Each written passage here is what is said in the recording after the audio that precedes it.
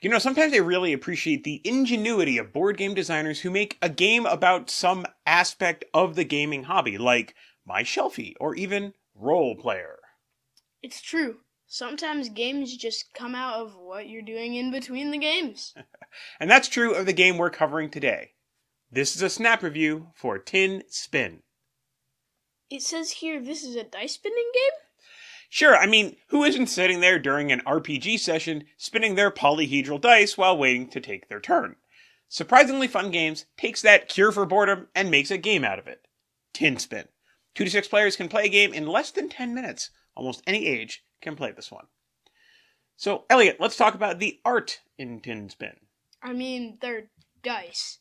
But there are some smart graphic design decisions. And these cubes are shiny.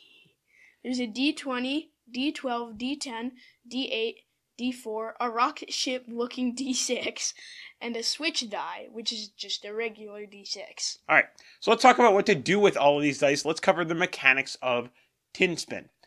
Elliot mentioned there are some clever graphics. See this tornado here? Well, you spin the tin at the table, and whoever it's pointing to gets to go first. They take the swap die and pick a die from the tin.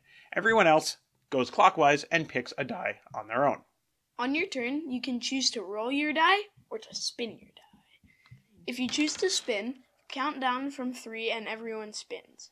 If the active player's die spins the longest, they get 2 golden cubes. If you choose to roll, you get a golden cube if you manage to roll a 1, a 2, or a 3. If you try to roll and you fail to get one of those numbers, you can double or nothing. Bet 1 or 2 cubes from your supply and roll again. If you win, you double your bet. But if you lose, well, you lose all of those cubes. First player to get to 5 cubes wins. And if you look through the rules, there are a couple of variants too. So Elliot, Tin Spin, what did you expect? Well, I expected to do more with the tin, like spin the die in the tin or something. You do spin the tin at the beginning, but you're right. Other than that, the tin is just a container for all the dice and the cubes. For me, I expected this to be a game that our kids thought was cute or fine, but ultimately forgettable. And that's okay. There's certainly a place for a game like that, especially when they're really small. You toss them in a drawer after you play them a few times. You find them when you're rummaging around for something a couple of months later or something like that. You pull it out, and then you enjoy it for a while again. So that kind of thing is okay. But that leads directly into my surprises. Our kids had a blast with this game. The stuff you're doing is so simple and loose, you can do it literally anywhere. And with it being a tiny little tin, you can put it in a pocket, shove it in a purse, or you can even just leave it in the car. Elliot, what about you? Did anything surprise you about this game? Not really. There are dice on the front and it shows them spinning, and that's what the game is. Alright, well that's fair.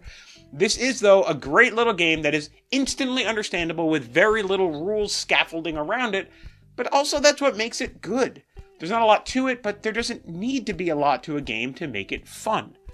Tin Spin works across all age ranges. Some of our older family members might not have the dexterity to spin dice anymore, but they can always roll them instead. So, you can get a copy of Tin Spin at surprisinglyfungames.com. Elliot, what do you want to rate this game? I think we'll rate it 3.5 dice out of 5. Alright, and that's Tin Spin in a snap.